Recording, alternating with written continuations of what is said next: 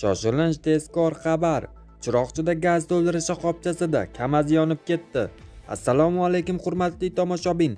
Agar siz kanalimizga mehmon bo'lsangiz, podpisatsiya va qo'ng'iroqcha belgisini bosib qo'ying.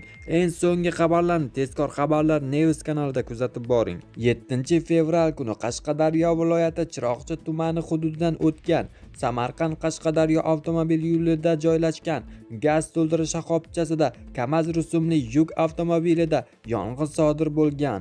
Bu haqda Favqulodda vaziyatlar vazirligi xabar berdi. Shunga ko'ra, ikkita yong'in qutqaruv ekipaji voqea joyiga yetib borib, hodisa bartaraf etilgan. Yong'in natijasida yuk avtomobilining salon va bort qismi yonib zararlangan.